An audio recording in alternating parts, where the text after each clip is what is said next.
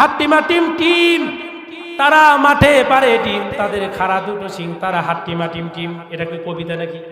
এটা কি কোনো কবিতা হইল নাকি? যারা হাট্টিমা টিম টিম, তারা মাঠে পারে ডিম, তাদের খাড়া দুটো সিং। আমার মনে হয় যাদের খাড়া দুটো সিং আছে তারা কোনোদিন মাঠের মধ্যে ডিম পারে না। আপনি কোথায় পেয়েছেন এই কবিতা? কোথার থেকে সংগ্রহ করেছেন? কিন্তু আপনি যখন হাট্টিমা টিম টিম না পড়াইয়া বাচ্চাটাকে যখন পড়াইতেন আলিফ লাম মিম, জোরে বলেন ঠিক কিনা? আলিফ লাম মিম, আমার সঙ্গে বলেন আলিফ লাম মিম, যালিকাল কিতাবু লা রাইবা ফীহি হুদাল লিল মুত্তাকিন। আপনি যখন বাচ্চারা হাট্টিমা টিম টিম না শেখায়া আপনি যখন আলিফ লাম মিম শিখাইছেন, একটি করে হরফ পড়েছে, একটি করে হরফে 10টা নেকি দান করেছেন কে? পেছন থেকে একটু আওয়াজ দিয়ে বলেন কে? তাহলে হাট্টিমা টিম টিম ভালো নাকি আলিফ লাম মিম ভালো? বাচ্চারে কি শিখাবো?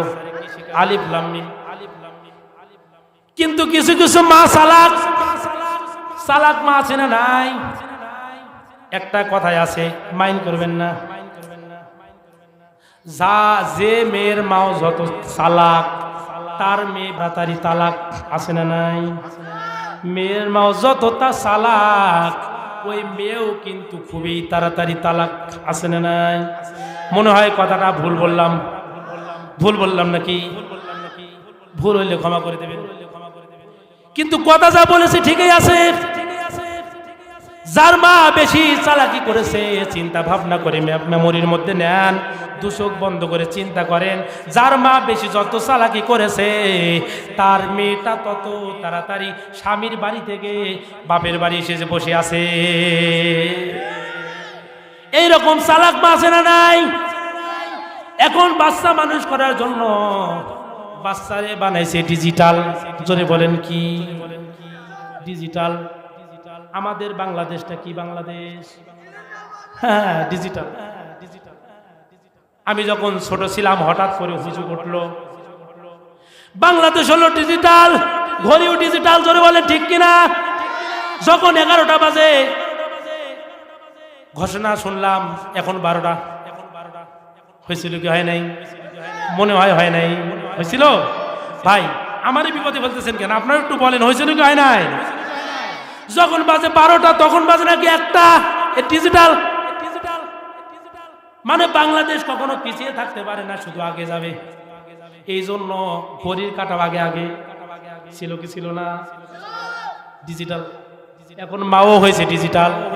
এখন মা ডিজিটাল, তার সন্তানটারে, তার বাচ্চাটারে, ছেলেটারে ডিজিটাল বানানোর জন্য অনেক চেষ্টার মধ্যে পড়ে গেলেন। এখন দেখেন বাচ্চারে বানাইবো ডিজিটাল, মনে আছে কি নাই? বাচ্চারে কি বানাইবো? ডিজিটাল বানাইবো। এখন বাচ্চা যখন প্রস্রাব করব, মা বলল প্রস্রাব করা যাবে না, তাহলে কি করতে হবে? এখন মা বলল যখনই তোমার প্রস্রাব বের হবে তখনই তুমি বলবা যে আমি গান গাবো। কি গাবো? এখন প্রস্রাবের বদলে যদি গান গাওয়া যায় তাহলে ঝামেলা আসে না নাই? ঝামেলায় পড়তে হবে কি হবে না? কারণ যেখানে যে নিয়ম নাই ওই নিয়ম যদি আপনি চালু করেন তাহলে বিপদ আছে নাকি নাই? ও মুসলমান আল্লাহর গোলাম, এখন যখন এই ছোট্ট সন্তানটার প্রস্রাব বের হয়, মারে যা বলে মা আমি গান গাবো। কি গাবো? আর একবার বলেন কি গাবো? মায়েরে গিয়ে বলে মা আমি গান গাবো। এখন মা বলে যা ওই সাইডে গায়।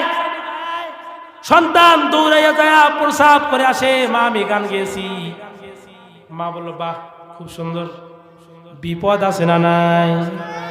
হঠাৎ করে একদিন মেয়ের বাড়িতে বাবা আছে, নাতির বাড়িতে নানা আছে, আসে না? আসে না? এখন নানা নাতির বাড়িতে আছে, মেয়ের বাড়িতে নানা আছে। নানা খাওয়া দাওয়া করেছে, মেয়ের বাড়িতে যখন বাবা আছে খাওয়া দাওয়ার পরে মেয়ের বাড়ি থেকে এখন চলে যাবে নিজের বাড়িতে। এখন মেয়ে বলতেছে বাবা আজকে যাওয়ার দরকার নাই, রাতটা থেকে যান। মনে হয় খারাপ লাগতেছে, আজকে যাওয়ার দরকার না, রাতটা থেকে যান। বাবা বলতেছে না আজকে যেতেই হবে। এখন নাতি এসে হাতটা ধরে বলতেছে নানা যাওয়ার দরকার নাই, আজকের রাতটা অন্তত থেকে যান। এখন নাতি যখন নানার হাত ধরে টানবে, জোরে বলেন নানা যাবে নাকি? নানার কাছে আদরের জিনিস কি হয়? জোরে বলেন কে? নানার কাছে আদরের জিনিস কে? নাতি এবং নাতনি। এখন যখন হাতটা ধরে পুষছু যখন বলছে নানা আজকে যাওয়ার দরকার নাই, এখন নানা মনে মনে ভাবলেন নাতি তো হাত ধরে ফেলেছেন। এখন মেয়ে বলতেছেন বাবা গো যাওয়ার দরকার নাই, যদিও যাইতেছেন কিন্তু আপনার নাতির জন্য থেকে যান। এই রকম ভাবে যখন বললেন, এখন নানা মনে মনে ভাবলেন তাহলে আজকে যাওয়ার দরকার নাই, রাতটা থেকে যাই। এখন রাতের বেলা যখন ঘুমাইছেন, স্বামী স্ত্রী এক ঘরে, নানা নাতি এক ঘরে আছে না নাই? এখন রাত যখন গভীর হয়ে গেছে, রাত যখন 10টা বেজে গেছে, হঠাৎ করে এখন নাতি নানারে বলতেছে নানা গো আমি গান গাবো। কি গাবো? নাতি নানারে বলতেছে নানা গো আমি গান গাবো। নানা বলতেছেন পাগল নাকি রে, একে একে 3বার হজ করছি, গান বাজা জায়েজ নাই, গান শোনাও জায়েজ নাই। পুস্কু ছেলে কিসের গান গাবি রাত 10টার সময়, আবার কিসের গান? ঘুমা। যখন ঘুমাইতে বলছে, ছোট্ট বাচ্চা ভয়ের মধ্যে চোখ বন্ধ করে আছে, থাকে কি থাকে না? যখন ছোট্ট বাচ্চার সঙ্গে আমরা হাত রাগ করি তখন চোখ বন্ধ করে থাকে কি থাকে না ভয়ের মধ্যে? ওই রকম ভাবে না তার নানার রাগ শুনে নাতিও চোখ বন্ধ করে আছে। কিন্তু একটা কথা বলেন, যখন প্রস্রাব বের হয়েছে তখন কি ঘুম ধরবে নাকি? ঘুম ধরবে নাকি? ভাই আমার মনে হয় কথাগুলো খারাপ লাগতেছে, একটু আওয়াজ করে বলেন ঘুম ধরবে নাকি? সম্মানিত মুআজ্জিজ হাজিরিন, নাতির তো ঘুম আসে না, কারণ প্রস্রাব বের হয়ে গেছে, কেমনে ঘুমায়?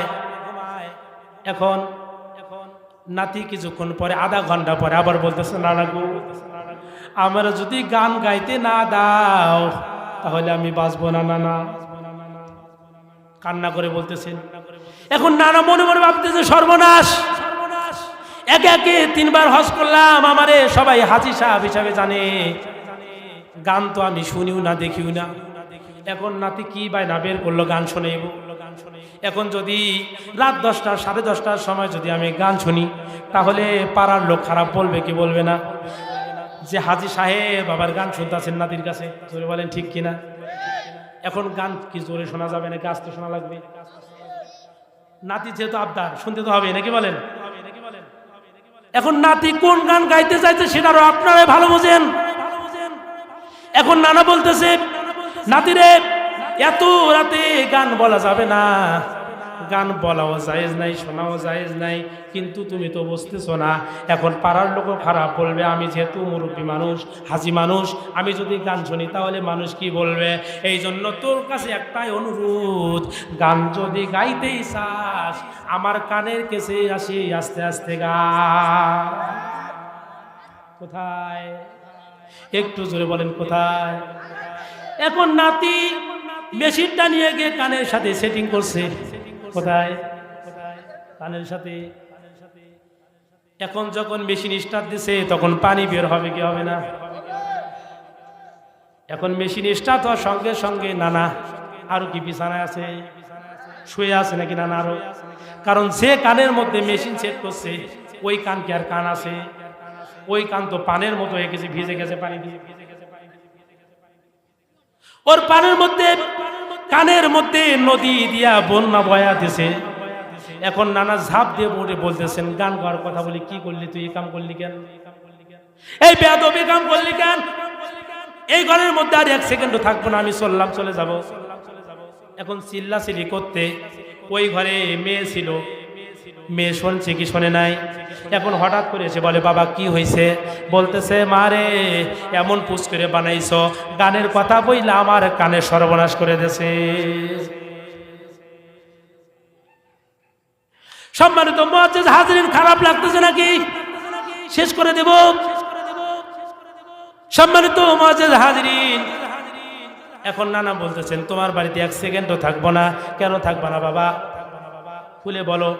এখন বাবা যখন খুলে বলতে চায়, এই সময় মেয়ে বলতেছে, বাবা কথাটা খুলে বলার আগে একটা তোমার কাছে প্রশ্ন হলো, তোমার মাথা তোমার কানেগুলি ভিজা কেন? বৃষ্টি তো হয় নাই, কিন্তু আপনার মাথার মধ্যে পানি কেন, কানের মধ্যে পানি কেন, কোথা থেকে আসলো? শীতকালে কি বৃষ্টি হয় নাকি? পানি কোথা থেকে আসলো? বাবা বলতেছে, মা আমি তো এই কথা বলার জন্যই তোমারে বলতেছি, কেমন করে পানি আসলো? তোমার ছেলে গানের কথা বইলা যখন আমি আস্তে আস্তে গাইতে বললাম, আমার কানের মধ্যে প্রস্রাব করে দিয়েছে, কারণটা কি?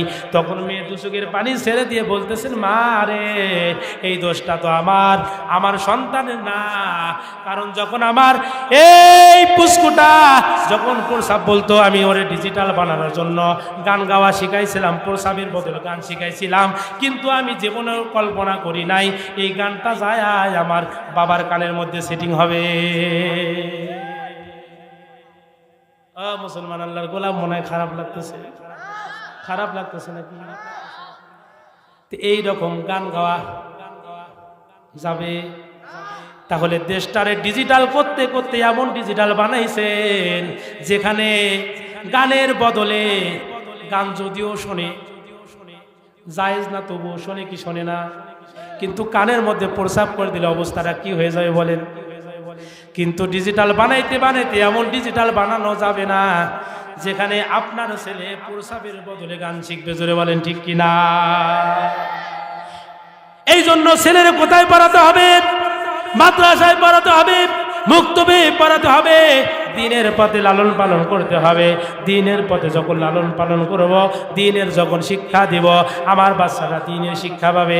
যখন আমার বাচ্চাটা নুরানিতে পড়বে, 1 এর মধ্যে পড়বে, 2 এর মধ্যে পড়বে, 3 এর মধ্যে পড়বে, হাদিস যখন পড়বে, আকলিস দিনাকা ইয়াকফিকাল আমালুল কলিল, হাদিস শরীফের অর্থ তোমার ঈমানকে খাঁটি করো, অল্প আমলি নাজাতের জন্য যথেষ্ট হইবে। যখন এই হাদিসগুলো পড়বে, ক্লাস 3 পর্যন্ত পড়ার পর হাদিস শেষ হয়ে গেল, তারপর আপনার বাচ্চারা আপনি প্রাইমারিতে পড়ান, আপনার বাচ্চারা হাই স্কুলে পড়ান, কিন্তু আপনার বাচ্চা 40টা হাদিস মুখস্থ করেছে, আপনার বাচ্চা কোরআনুল কারীম সুন্দরভাবে পড়তে পারে, তাহলে যখনই আপনার বাচ্চাটা যদি আপনি ডাক্তার বানান, আর যদি ইঞ্জিনিয়ার বানান, আর যদি আপনি পুলিশ বানান, আর যদি আপনি আর্মি বানান, পরে আপনি যাই বানান না কেন, কিন্তু সর্বপ্রথম দ্বীনের শিক্ষা নেওয়ার কারণে, কোরআনের শিক্ষা নেওয়ার কারণে ওই বান্দাটা কখনো নাস্তিক হবে না, ওই বান্দাটা কখনোই কোরআনের বিরোধিতা করবে না।